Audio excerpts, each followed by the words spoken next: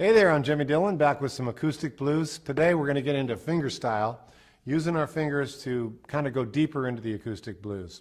So what I'm going to do is I'm going to go ahead and play a figure in the key of E, and then I'm going to break it down, split the screen, and sort of show you how I do it with both my right hand and my left hand. And here's how it goes, like this.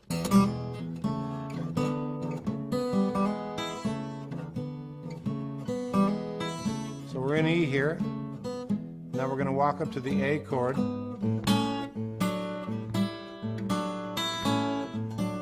Back to the E. To the 5, B, A, and then we'll do a little E walk down.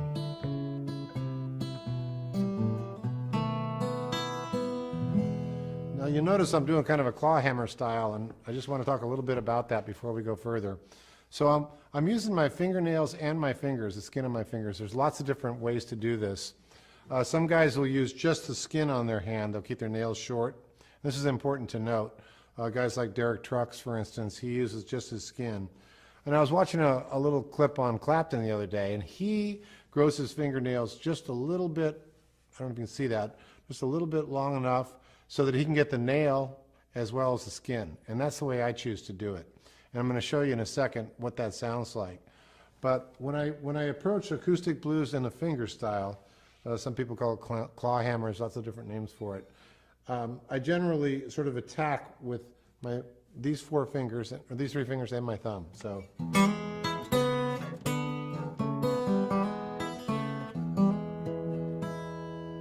I'll get my 4th finger in, and once in a while my pinky as well.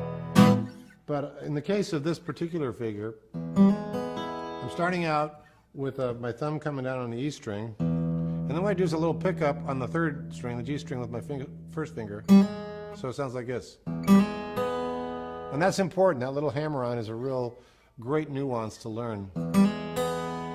So you're doing a pickup with your 3rd finger on your B string, so it sounds like this in slow motion. Okay, so that's important as far as an intro. And then I move up here, 3rd finger on the 4th fret, 1st finger on the 2nd fret of the G string. So that's... Now what I tend to do here, and there's no real hard fast rules, I tend to pinch the 2nd move. So I pinch the A and the G string like this, and then do a pickup on the B string. So basically it sounds like this. So you can stay there all day.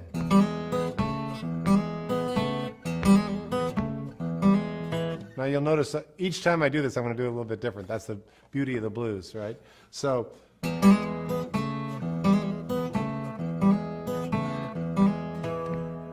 that's a good jam right in its own. So now I'm going to expand on that a little bit. I'm going to go forward.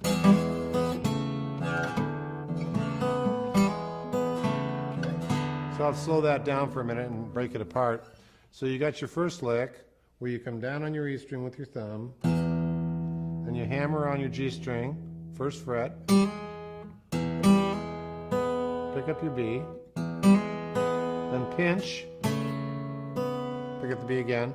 Now you're going to your 3rd part, where your 3rd finger is on the 5th fret of the A string, it's a D note. Your 2nd finger is on the 4th fret of the G string. Sounds like that. And you still pick up your B string with your 3rd finger. This will all make sense, I promise, in a minute. So it sounds like this. Now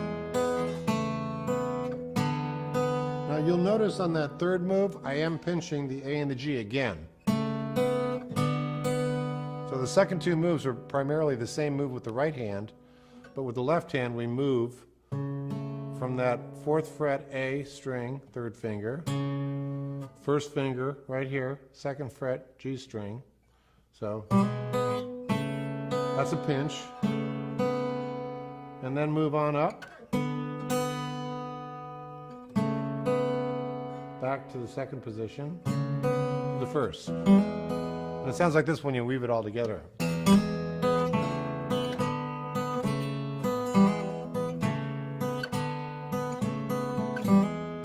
you'll notice I'm doing some little variations, little hammer-ons. That's all part of the connective tissue.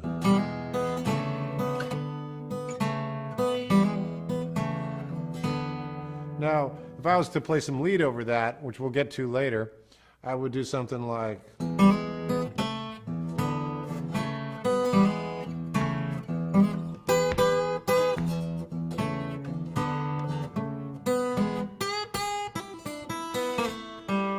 There's all kinds of little cookies that you can put in between. And that's kind of what gives it the flavor. You want the blues to swing, you want it to be loose and colorful, and those are the kind of little licks that add flavor to it. Of course, you're going to be singing over this too, hopefully, because when we sing with the acoustic blues especially, our whole body gets involved in it, and that's really important too. So let me just take that one more time. I'm going to take it slowly, then I'm going to take it up to speed, and then we're going to move on to the second half of this. So once again, I'm going to play this real slow this time for you.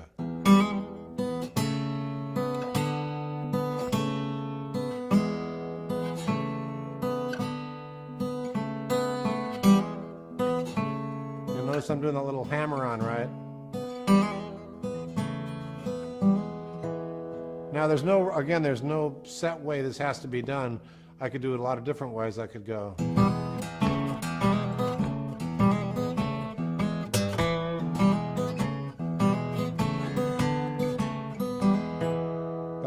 That's all up to the... I did a duet with John Lee Hooker one time, and he would do everything he feels as he goes, and you just have to follow him, and that's the way the blues is. There's no real rules to it, which is what I love about acoustic blues especially. So now I'm going to play it, and I'm going to add a little passing figure and take you to the 4 chord, which is the A. Okay? So stay with me on this. Check this out.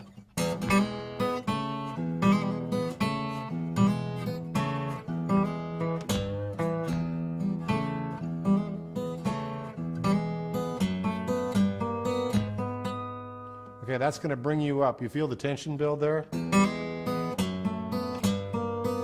know it's got to go somewhere, right? You're telegraphing the next chord, which is, of course, the 4 chord in the blues. So it sounds like this. Now your release is, of course, the A chord. Now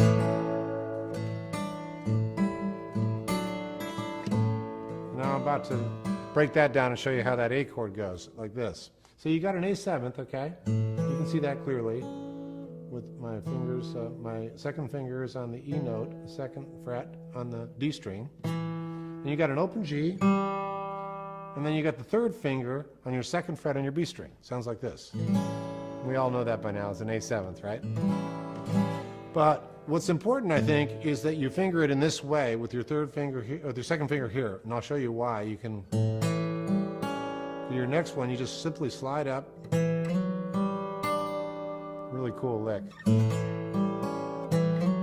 Now you'll notice I'm sliding on that D string. And that's a little bit of economy of movement here, which I think is important. You don't want to be struggling. If I did it like this, I'd have to go. And then it would be difficult. So let's make it easy on ourselves and just put that 2nd finger right on that E note. Okay, you got your A7th. Now you're just going to slide up. Now you're picking up, you notice I'm coming down with my thumb on this note, and then I'm picking up the G string with my 1st finger. I hope you're able to see that. Then I'm using my 3rd finger to pick up the B string, which is a D note, 3rd fret. Now you'll notice that shape right there I'm doing. That's basically like an A minor shape, okay? If you're thinking in terms of what the chord is, it's truly a B minor, but you go from that first A7th, and then slide up, and now you're going to go to the third position, which is kind of a C, right? You got your 2nd finger on the 5th fret of the D string, which is a G note. Then you still have your open G, and we'll talk about that in a minute.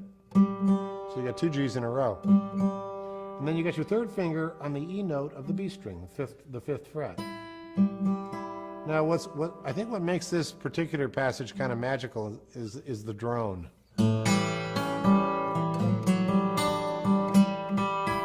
You'll notice that G string just keeps ringing out, right? And again, you You can do whatever you want with it. You can play with it. You can hit an open E in there. You can get a little messy with it. You know, the blues is not a game of perfect. The blues is supposed to be messy and soulful and gritty. And back to your E.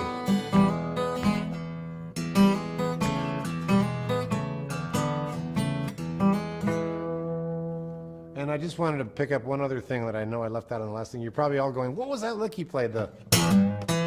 Everybody wants that. That's the special sauce, okay? I'm let you in on that. When you're in E,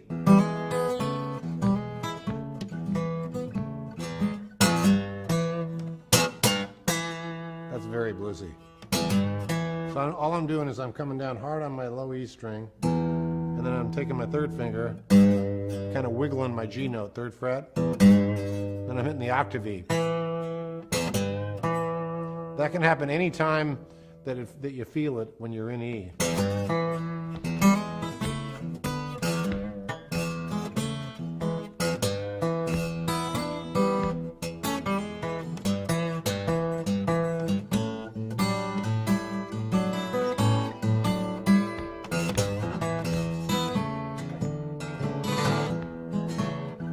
What I did there is I raked it.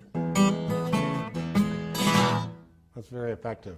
I did that with my pinky. You can do it with any finger. Anytime, you know, you have to realize that, and it took me a while to figure this out. When you're playing acoustic blues, you might be by yourself. The old blues guys, when they developed this style, some juke joint somewhere in Mississippi, they didn't have the luxury of a bass player and a drummer and all that other stuff. All they had was this, and this, so they had to get it. They get the devil on their trail, you know, so they had to make it work. They had to make it count. So I think we want to try and accomplish that. But at the same time, sometimes this stuff can get delicate, you know.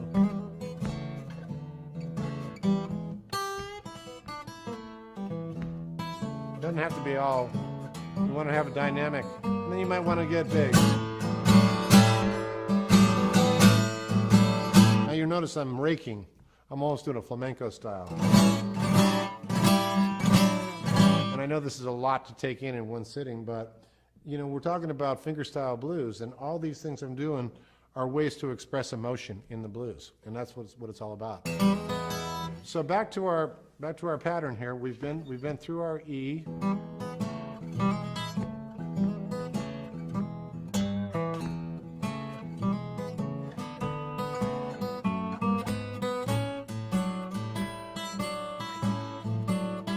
Back to our E.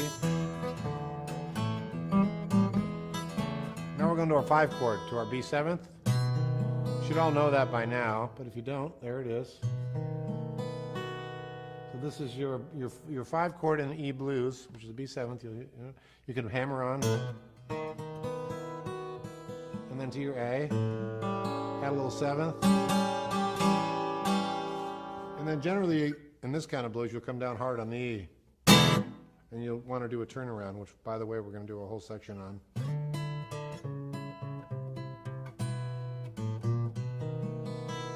So let me show you that B, and then you'll get it. So you're coming down from the B here, and then come down to the E. Now I would end it with an E ninth. And there you have it. Some acoustic fingerstyle blues.